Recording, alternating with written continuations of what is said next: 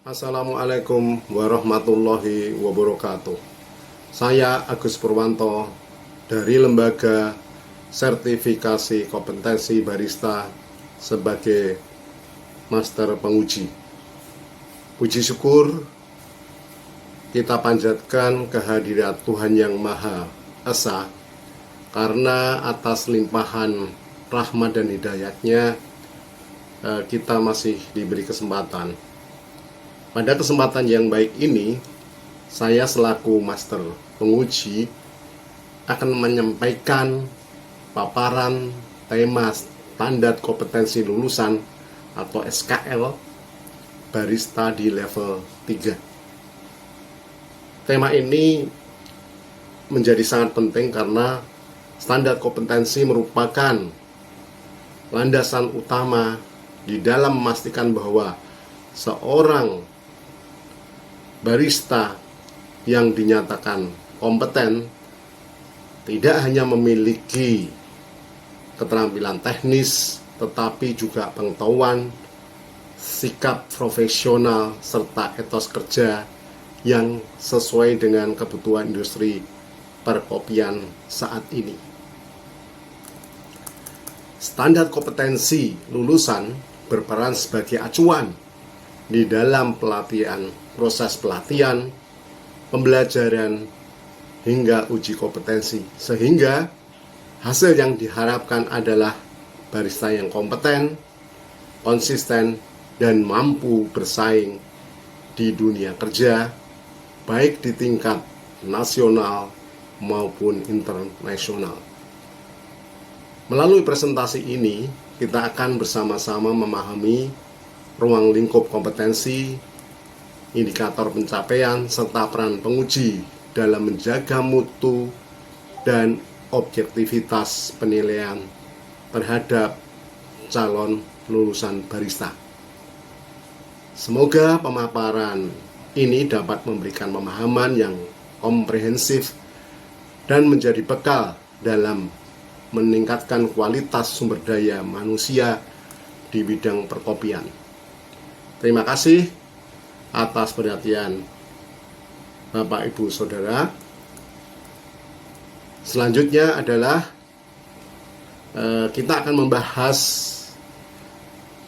bagaimana acuan SKL ini menjadi dokumen penting dan utama, yaitu yang berhubungan dengan standar kompetensi lulusan yang akan menentukan profil lulusan nanti. Nah, di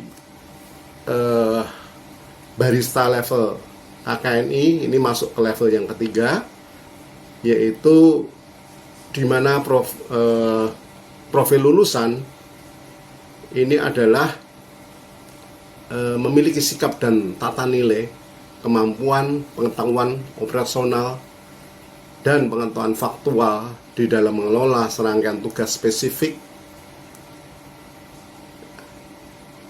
yang didasari dengan penguasaan konsep umum, pengetahuan, keterampilan operasional lengkap untuk meracik minuman berbahan dasar kopi pada industri hospitality. Lalu apa konten yang ada di dalam SKL barista level 3 tersebut? Yang pertama adalah pengetahuan yang dikuasai, yaitu memiliki penguasaan pengetahuan kerja dalam bidang keterampilan barista sesuai dengan standar industri bidang pekerjaan barista, menguasai prinsip, teknik, pengetahuan prosedural dan operasional sesuai kebutuhan industri untuk menghasilkan minuman berbahan dasar kopi yang dapat dinikmati oleh pecinta dan penikmat kopi agar sesuai dengan spesifikasi yang dipersyaratkan, yaitu meliputi penguasaan pengetahuan kerja. Yang pertama adalah menguasai prinsip identifikasi jenis kopi berdasarkan warna, bentuk fisik, hasil sangrai, aroma, rasa, dan aftertaste atau rasa yang tertinggal dari jenis kopi. Yang kedua adalah menguasai teknik alat dan mesin yang sesuai dengan proses peracikan minuman berbahan dasar kopi. Yang ketiga adalah menguasai teknik penggilingan kopi dengan menggunakan beberapa metode, misalnya menggunakan metode manual maupun mesin sesuai dengan POB dan standar K3L. Yang keempat adalah menguasai teknik, prinsip, dan pengetahuan prosedur peracikan minuman berbahan dasar kopi secara manual dengan menggunakan mesin sesuai POB, standar higienis, dan standar K3L. Yang kelima adalah menguasai pengetahuan prosedural penyajian minuman berbahan dasar kopi dengan memenuhi standar pelayanan prima. 6. Menguasai pengetahuan prosedural penggunaan pemeliharaan alat dan penyimpanan bahan baku yang digunakan untuk peracikan minimal minuman yang berbahan dasar kopi sesuai dengan standar K3L. Yang ketujuh adalah menguasai teknik dan pengetahuan prosedural dalam memelihara, menyimpan semua alat yang digunakan untuk peracikan minuman berbahan dasar kopi sesuai dengan standar K3L. Yang kedua, kemampuan di bidang kerja. Kemampuan di bidang kerja ini menerjemahkan keinginan klien secara efektif dan efisien dengan menggunakan teknik komunikasi persuasif, mempersiapkan proses peracikan minuman kopi secara tepat, yaitu dengan mengidentifikasi jenis kopi berdasarkan warna, bentuk fisik, hasil sangrai, aroma, rasa, dan aftertaste dari jenis kopi. Selanjutnya, dapat mengidentifikasi alat dan jenis yang sesuai untuk proses peracikan minuman berbahan dasar kopi. Itu tadi yang kedua. Yang ketiga sekarang adalah melakukan penggilingan kopi dengan menggunakan alat sesuai dengan POB atau prosedur operasional baku dan standar kesehatan, keselamatan kerja, dan lingkungan atau K3L.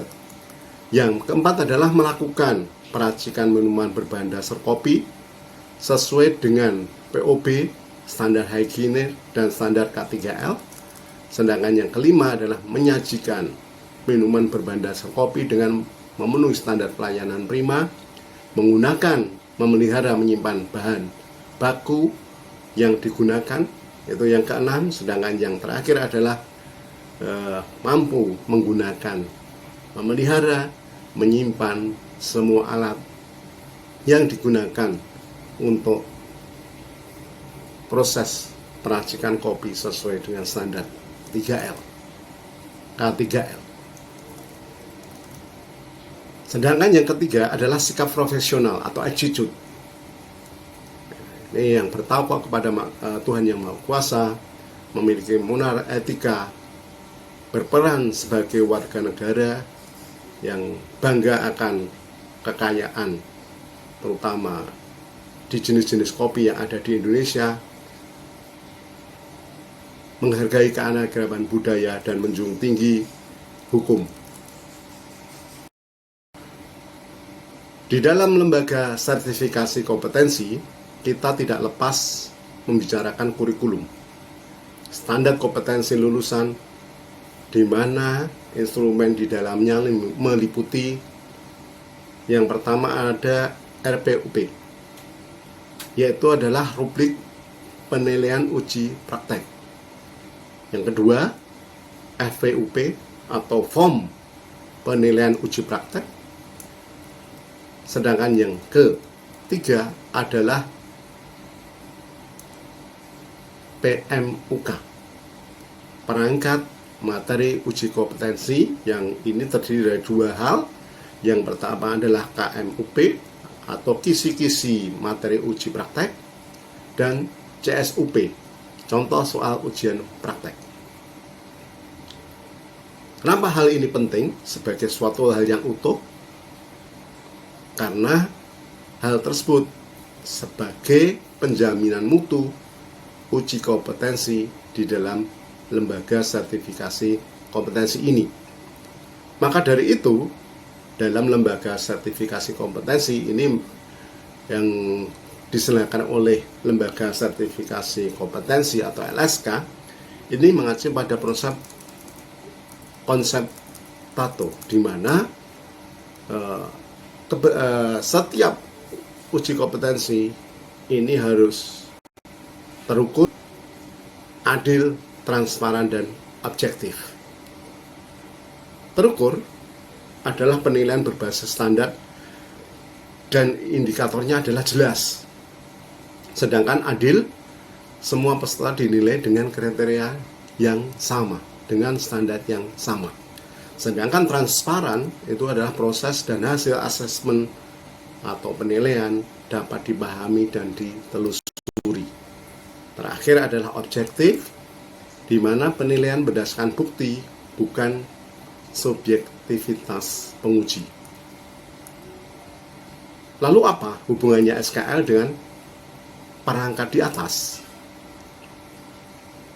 Apa peran SKL di dalam penyusunan perangkat uji kompetensi tersebut? Pertama adalah untuk merumuskan rubrik penilaian uji kompetensi dan menentukan aspek yang dinilai yang dijabarkan dalam form penilaian. Sedangkan yang kedua adalah perangkat uji kompetensi sebagai alat dan bahan uji kompetensi yang nanti berguna untuk mengukur ketercapaian SKL atau standar kompetensi lulusan, sehingga setiap materi uji kompetensi adalah turunan dari setiap kompetensi. Sedang yang ketiga adalah rubrik penilaian ujian praktek. Ini sebagai kriteria atau indikator yang terukur yang digunakan penguji untuk menilai hasil uji kompetensi sehingga objektif. Hubungan dengan SKL adalah isi yang ada di rubrik harus mengacu pada SKL yang ada. Sedang yang keempat adalah form penilaian uji praktek adalah dokumen administratif. Dokumen administratif yang digunakan oleh penguji untuk mencatat hasil dari penilaian peserta uji kompetensi sehingga berwujud dokumen. Ulangi. Keempat, form penilaian uji praktek adalah dokumen administratif yang digunakan oleh penguji untuk mencatat hasil penilaian peserta uji kompetensi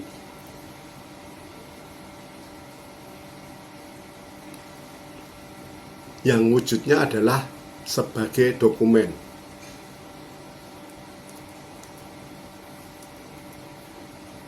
Semua hal tersebut mengacu pada SKL.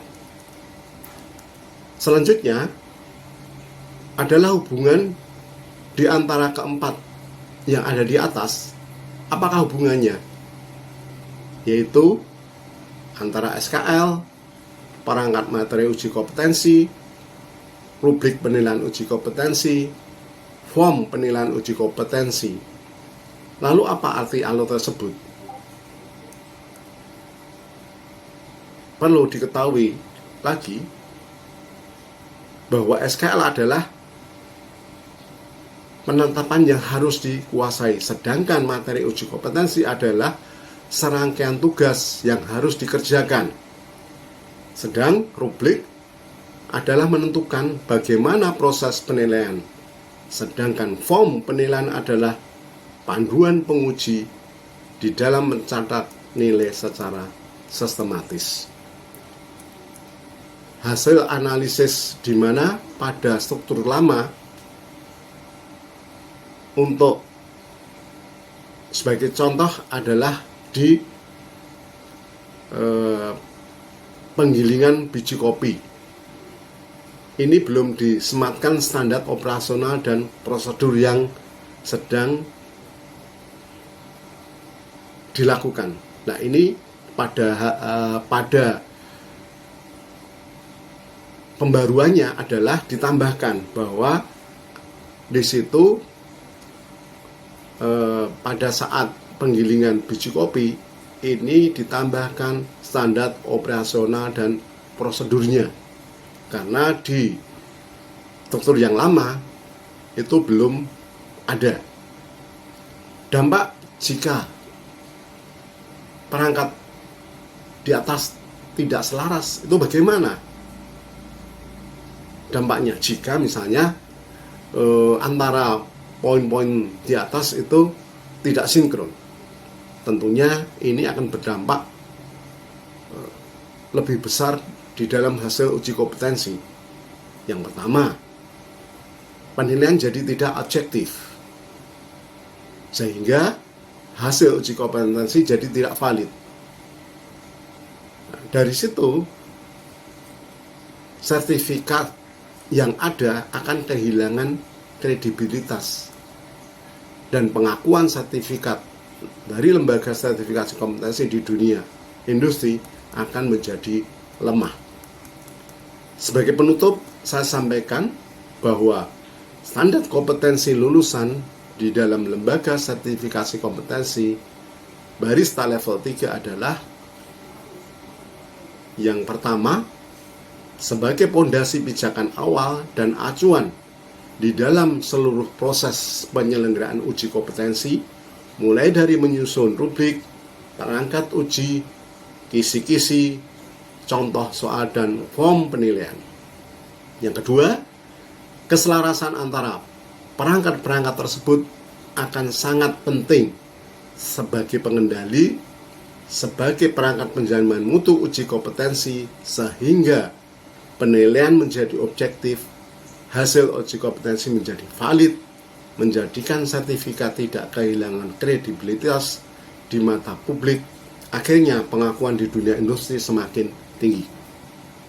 Sekian paparan dari saya, kurang lebihnya mohon maaf.